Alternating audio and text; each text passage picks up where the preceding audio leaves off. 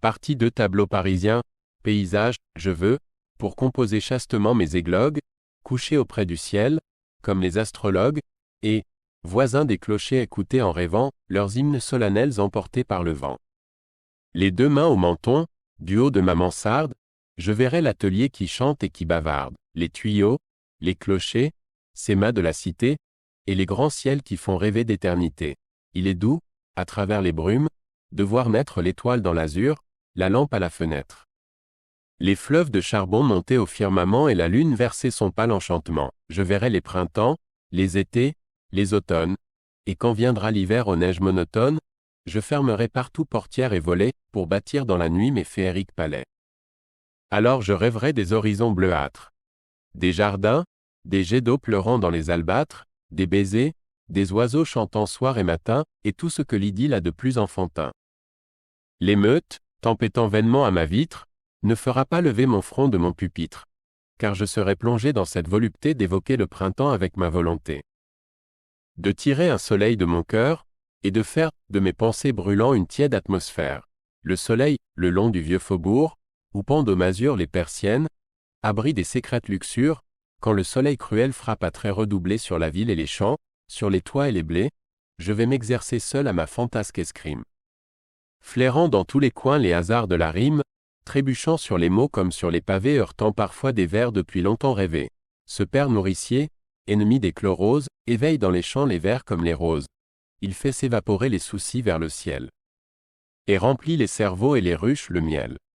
C'est lui qui rajeunit les porteurs de béquilles, et les rend gais et doux comme des jeunes filles, et commande aux moissons de croître et de mûrir dans le cœur immortel qui toujours veut fleurir. Quand, ainsi qu'un poète, il descend dans les villes, il ennoblit le sort des choses les plus viles, et s'introduit en roi, sans bruit et sans valet, dans tous les hôpitaux et dans tous les palais, à une mendiante rousse.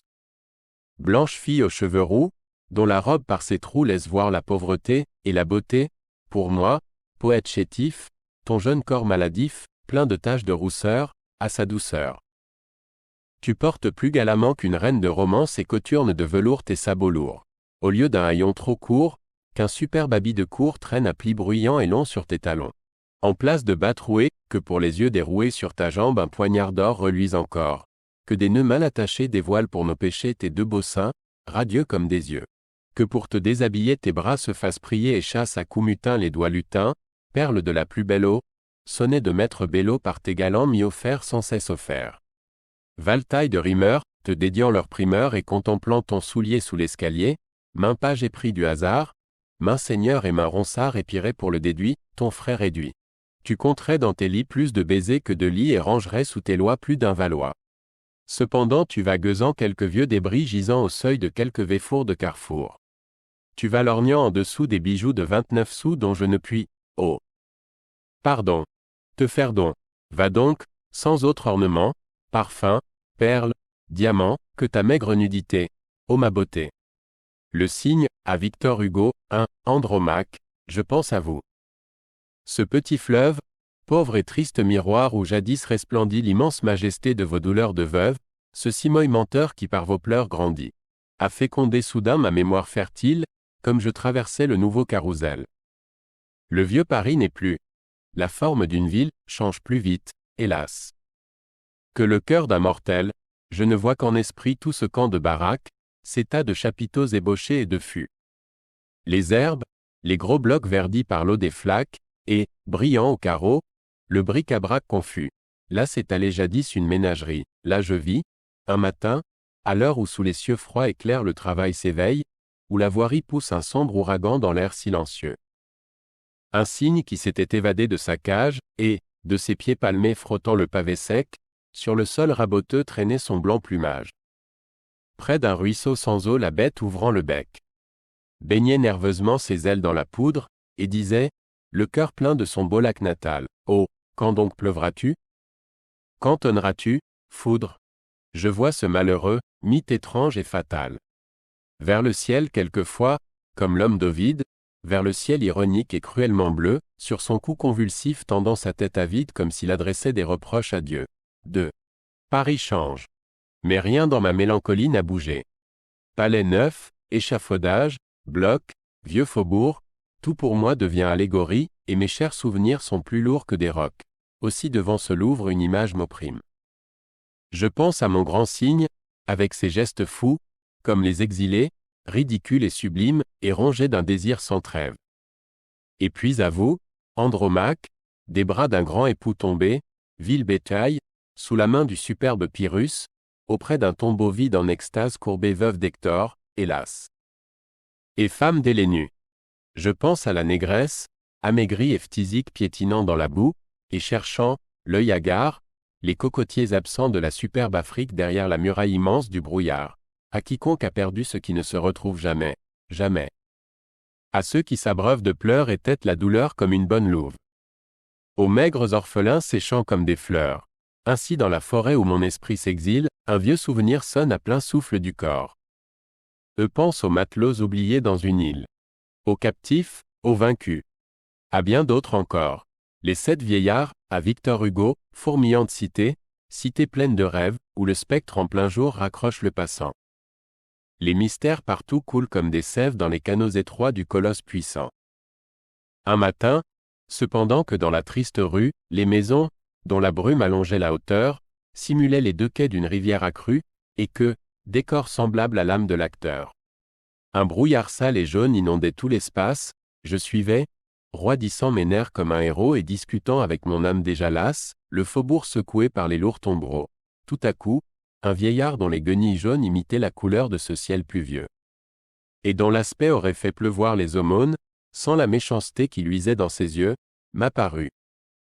On eût dit sa prunelle trempée dans le fiel. Son regard aiguisait les frimas, et sa barbe à longs poils, roide comme une épée. Se projetait, pareil à celle de Judas. Il n'était pas voûté, mais cassé, son échine faisant avec sa jambe un parfait angle droit, si bien que son bâton, parachevant sa mine, lui donnait la tournure et le pas maladroit d'un quadrupède infirme ou d'un juif à 3 pattes. Dans la neige et la boue il allait s'empêtrant, comme s'il écrasait des morts sous ses savates, hostile à l'univers plutôt qu'indifférent. Son pareil le suivait. Barbe, œil, dos, bâton, loques, nul trait ne distinguait, du même enfer venu. Ce jumeau centenaire, et ces spectres baroques marchaient du même pas vers un but inconnu. À quel complot infâme étais-je donc en but, ou quel méchant hasard ainsi m'humiliait, car je comptais 7 fois, de minute en minute, ce sinistre vieillard qui se multipliait. Que celui-là qui rit de mon inquiétude, et qui n'est pas saisi d'un frisson fraternel songe bien que malgré tant de décrépitude ces 7 monstres hideux avaient l'air éternel. Aurais-je, sans mourir, contemplé le 8e, sosie inexorable, ironique et fatale. Dégoûtant phénix, fils et père de lui-même? Mais je tournai le dos au cortège infernal.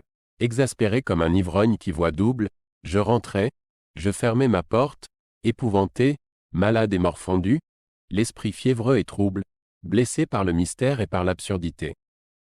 Vainement ma raison voulait prendre la barre. La tempête en juin déroutait ses efforts, et mon âme dansait, vieille gabarre, sans mât, sur une mer monstrueuse et sans bord. Les petites vieilles, à Victor Hugo, dans les plis sinueux des vieilles capitales, où tout, même l'horreur, tourne aux enchantements, je guette, obéissant à mes humeurs fatales. Des êtres singuliers, décrépits et charmants. Ces monstres disloqués furent jadis des femmes, Éponine ou Laïs. Monstres brisés, bossus ou tordus, aimons-les. Ce sont encore des âmes. Sous des jupons troués et sous de froids tissus.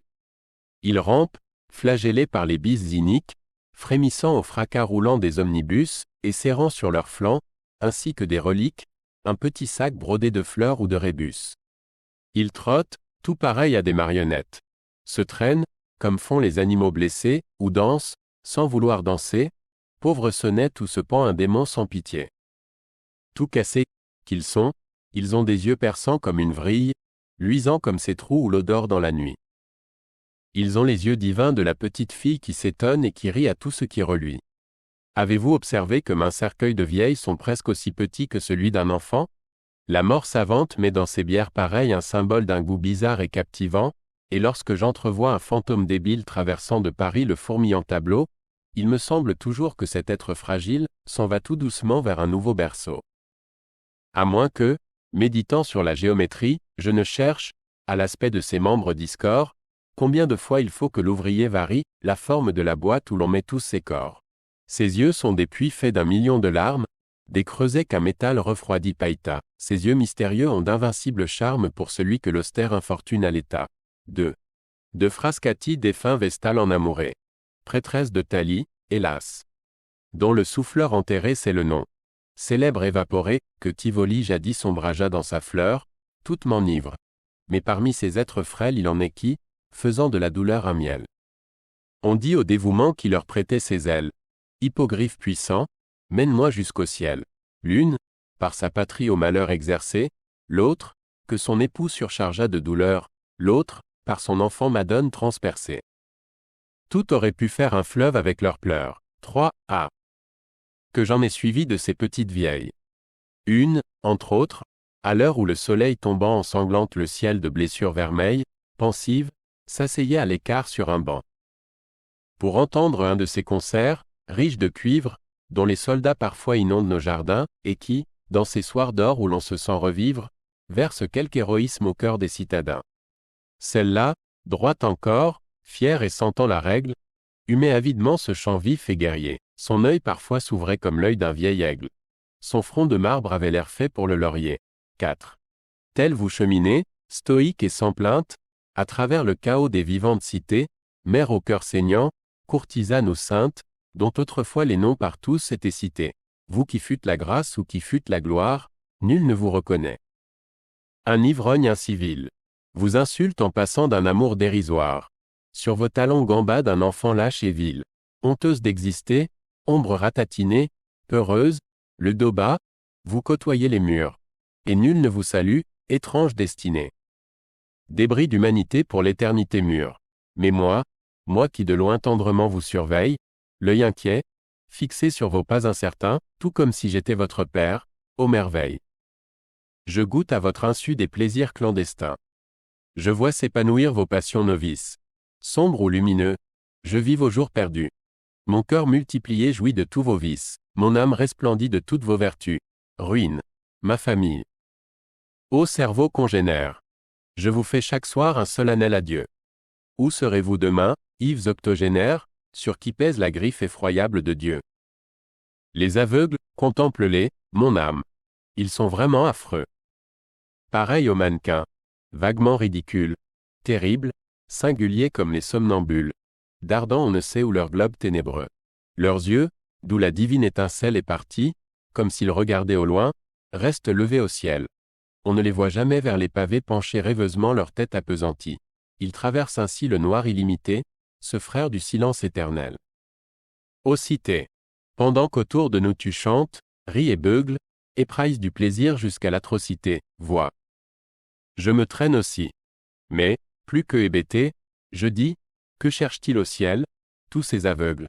À une passante, la rue assourdissante autour de moi hurlait, longue, mince, en grand deuil, douleur majestueuse, une femme passa, d'une main fastueuse, soulevant, balançant le feston et l'ourlet. Agile et noble, avec sa jambe de statue. Moi, je buvais, crispé comme un extravagant, dans son œil, ciel livide où germe l'ouragan, la douceur qui fascine et le plaisir qui tue. Un éclair. Puis la nuit. Fugitive beauté dont le regard m'a fait soudainement renaître, ne te verrai-je plus que dans l'éternité? Ailleurs, bien loin d'ici. Trop tard. Jamais peut-être. Car j'ignore où tu fuis, tu ne sais où je vais, ô toi que j'eusse aimé, ô toi qui le savais, le squelette laboureur. Dans les planches d'anatomie, qui traînent sur ces quais poudreux où main livre cadavéreux, dort comme une antique momie, dessin auquel la gravité et le savoir d'un vieil artiste, bien que le sujet en soit triste Ontario communiquait la beauté. On voit, ce qui rend plus complète ces mystérieuses horreurs, bêchant comme des laboureurs, des écorchés et des squelettes. De ce terrain que vous fouillez, manant résigné et funèbre de tout l'effort de vos vertèbres, ou de vos muscles dépouillés. Dites, quelle moisson étrange, forçats arrachés au charnier, tirez-vous, et de quel fermier, avez-vous à remplir la grange? Voulez-vous, d'un destin trop dur, épouvantable et clair emblème? Montrez que dans la fosse même le sommeil promis n'est pas sûr. Qu'envers nous le néant est traître. Que tout, même la mort, nous ment, et que sempiternellement, hélas. Il nous faudra peut-être, dans quelques pays inconnus, écorcher la terre revêche. Et pousser une lourde bêche sous notre pied sanglant et nu. Le crépuscule du soir, voici le soir charmant, ami du criminel. Il vient comme un complice, à pas de loup. Le ciel se ferme lentement comme une grande alcôve, et l'homme impatient se change en bête fauve. Au soir, aimable soir, désiré par celui, dont les bras, sans mentir, peuvent dire « Aujourd'hui nous avons travaillé ».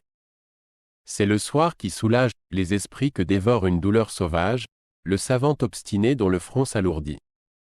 Et l'ouvrier courbé qui regagne son lit. Cependant des démons malsains dans l'atmosphère s'éveillent lourdement, comme des gens d'affaires, et cognent en volant les volets et l'auvent. À travers les lueurs que tourmente le vent, la prostitution s'allume dans les rues. Comme une fourmilière, elle ouvre ses issues. Partout elle se fraye un occulte chemin, ainsi que l'ennemi qui tente un coup de main. Elle remue au sein de la cité de fange, comme un ver qui dérobe à l'homme ce qu'il mange. On entend ça et là les cuisines siffler. Les théâtres glapir, les orchestres ronfler. Les tables d'hôtes, dont le jeu fait les délices, s'emplissent de catins et d'escrocs, leurs complices, et les voleurs, qui n'ont ni trêve ni merci, vont bientôt commencer leur travail, eux aussi, et forcer doucement les portes et les caisses, pour vivre quelques jours et vêtir leur maîtresse. Recueille-toi, mon âme, en ce grave moment, et ferme ton oreille à ce rugissement. C'est l'heure où les douleurs des malades s'aigrissent. La sombre nuit les prend à la gorge. Ils finissent leur destinée et vont vers le gouffre commun.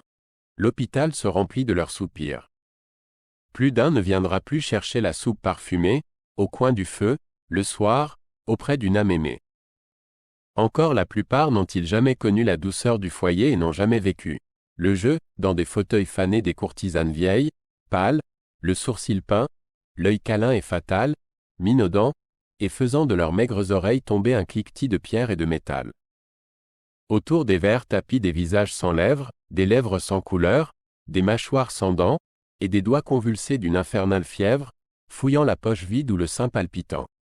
Sous de sales plafonds un rang de pâles lustres et d'énormes quinquets projetant leur lueur sur des fronts ténébreux de poètes illustres, qui viennent gaspiller leur sanglante sueur.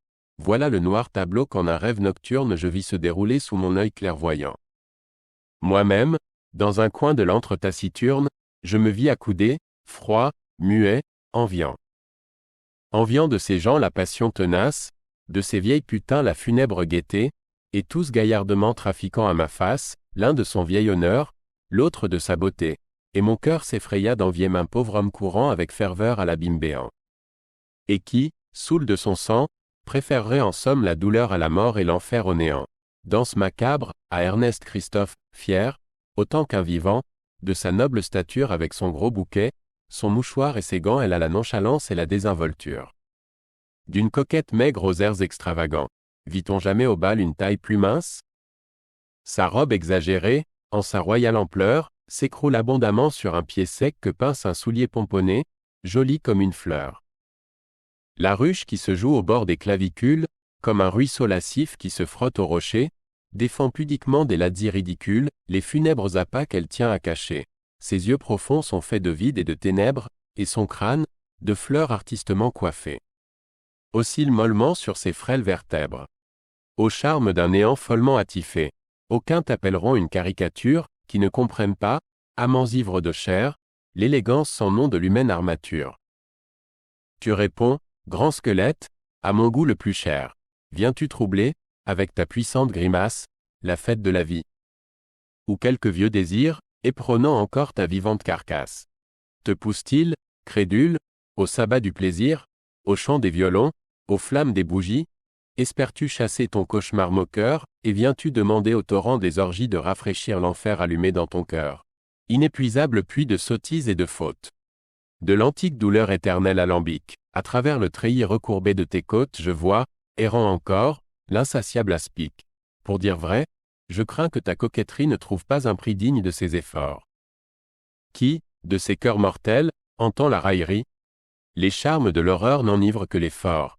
Le gouffre de tes yeux, plein d'horribles pensées, exhale le vertige, et les danseurs prudents ne contempleront pas sans d'amères nausées le sourire éternel de tes 32 dents.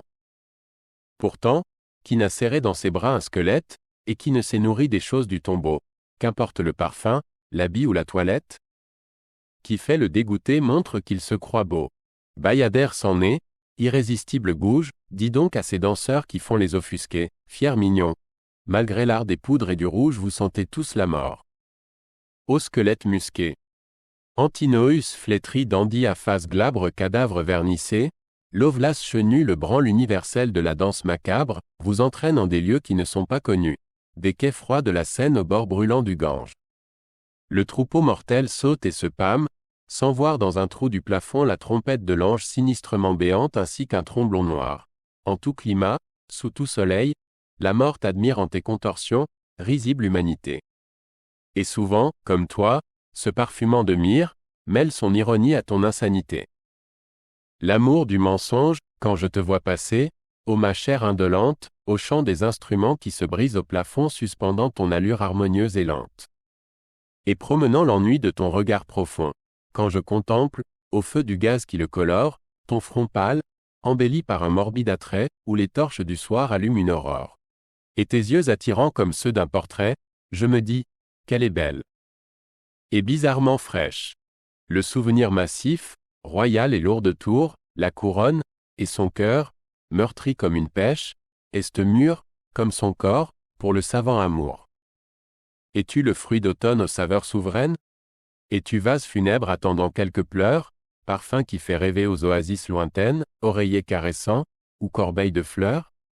Je sais qu'il est des yeux, des plus mélancoliques, qui ne recèlent point de secrets précieux, beaux écrins sans joyaux, médaillons sans reliques, plus vides, plus profonds que vous-même, ô cieux, mais ne suffit-il pas que tu sois l'apparence, pour réjouir un cœur qui fuit la vérité? Qu'importe ta bêtise ou ton indifférence. Masque ou décor. Salut. T'adore ta beauté. Je n'ai pas oublié, je n'ai pas oublié. Voisine de la ville, notre blanche maison, petite mais tranquille. Sa pomone de plâtre et sa vieille Vénus. Dans un bosquet chétif cachant leurs membres nus, et le soleil, le soir, ruisselant et superbe, qui, derrière la vitre où se brisait sa gerbe semblait, grand œil ouvert dans le ciel curieux, contempler nos dîners longs et silencieux, répandant largement ses beaux reflets de cierge sur la nappe frugale et les rideaux de serge. La servante au grand cœur dont vous étiez jalouse, et qui dort son sommeil sous une humble pelouse, nous devrions pourtant lui porter quelques fleurs. Les morts, les pauvres morts, ont de grandes douleurs, et quand octobre souffle, aimant d'or des vieux arbres, son vent mélancolique alentour de leur marbre, certes, ils doivent trouver les vivants bien ingrats. À dormir, comme ils font, chaudement dans leurs draps, tandis que, dévorés de noires songeries, sans compagnon de lit, sans bonne causerie, vieux squelettes gelés travaillés par le ver, ils sentent s'égoutter les neiges de l'hiver et le siècle coulé, sans camille ni famille. Remplace les lambeaux qui pendent à l'heure lorsque la bûche siffle et chante, si le soir calme, dans le fauteuil je la voyais s'asseoir, si, par une nuit bleue et froide de décembre, je la trouvais tapie en un coin de ma chambre, grave, et venant du fond de son lit éternel couver l'enfant grandi de son œil maternel, que pourrais-je répondre à cette âme pieuse? Voyant tomber des pleurs de sa paupière creuse, brume et pluie, aux fins d'automne, hiver, printemps trempé de boue, endormeuse saison. Je vous aime et vous loue d'envelopper ainsi mon cœur et mon cerveau. D'un linceul vaporeux et d'un vague tombeau, dans cette grande plaine où l'automne froid se joue, où par les longues nuits la girouette s'enroue, mon âme mieux qu'au temps du tiède renouveau ouvrira largement ses ailes de corbeau. Rien n'est plus doux au cœur plein de choses funèbres, et sur qui dès longtemps descendent les frimas, aux blafards de saison, reines de nos climats, que l'aspect permanent de vos pâles ténèbres. Si ce n'est, par un soir sans lune, deux à deux, d'endormir la douleur sur un lit hasardeux. Rêve parisien, à Constantin Guise, de ce terrible paysage. Tel que jamais mortel n'en vit, ce matin encore l'image, vague et lointaine, me ravit.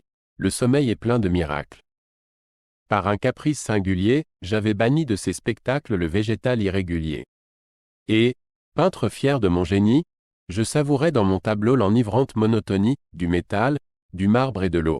Babel d'escaliers et d'arcades, c'était un palais infini, plein de bassins et de cascades tombant dans leur mat tout brunis. Et des cataractes pesantes, comme des rideaux de cristal, se suspendaient, éblouissantes, à des murailles de métal, non d'arbres, mais de colonnades les étangs dormants s'entouraient ou de gigantesques naïades, comme des femmes, se miraient. Des nappes d'eau s'épanchaient, bleues, entre des quais roses et verts, pendant des millions de lieues, vers les confins de l'univers. C'étaient des pierres inouïes et des flots magiques, c'étaient d'immenses glaces éblouies par tout ce qu'elles reflétaient. Insouciants et taciturnes, des gangs, dans le firmament, versaient le trésor de leurs urnes dans des gouffres de diamants. Architecte de mes féeries, je faisais, à ma volonté, sous un tunnel de pierreries passer un océan dompté. Et tout, même la couleur noire, semblait fourbi, clair, irisé. Le liquide enchâssait sa gloire dans le rayon cristallisé. Nul astre d'ailleurs, nul vestige de soleil, même au bas du ciel, pour illuminer ces prodiges. Qui brillaient d'un feu personnel. Et sur ces mouvantes merveilles planait. Terrible nouveauté, tout pour l'œil, rien pour les oreilles. Un silence d'éternité. 2. En rouvrant mes yeux pleins de flammes, j'ai vu l'horreur de mon taudis, et senti, rentrant dans mon âme, la pointe des soucis maudits. La pendule aux accents funèbres sonnait brutalement midi. Et le ciel versait des ténèbres sur le triste monde engourdi. Le crépuscule du matin, la diane chantait dans les cours des casernes, et le vent du matin soufflait sur les lanternes. C'était l'heure où les seins des rêves malfaisants tordent sur leurs oreillers les brins adolescents. Où, comme un œil sanglant qui palpite et qui bouge, la lampe sur le jour fait une tache rouge, où l'âme, sous le poids du corps revêche et lourd, imite les combats de la lampe et du jour. Comme un visage en l'heure que les brises essuient, l'air est plein du frisson des choses qui s'enfuient, et l'homme est là d'écrire et la femme d'aimer. Les maisons çà et là commençaient à fumer. Les femmes de plaisir, la paupière livide, bouche ouverte, dormaient de leur sommeil stupide. Les pauvresses, traînant leurs seins maigres et froids, soufflaient sur leurs tisons et soufflaient sur leurs doigts. C'était l'heure où parmi le froid et la lésine s'aggravent les douleurs des femmes en gésine. Comme un sanglot coupé par un sang écumeux, le chant du coq au loin déchirait l'air brumeux, une mer de brouillard baignait les édifices, et les agonisants dans le fond des hospices poussaient leur dernier râle en hoquets inégaux. Les débauchés rentraient, brisés par leurs travaux. L'aurore grelottante en robe rose et verte s'avançait lentement sur la scène déserte, et le sombre Paris, en se frottant les yeux, empoignait ses outils, vieillard laborieux. Si cette vidéo vous a plu, n'hésitez pas à laisser un like et à vous abonner à notre chaîne pour découvrir encore plus de contenu. Par ailleurs, visitez notre bibliothèque audio audible.fr pour explorer notre vaste sélection de livres audio réalisés par l'IA.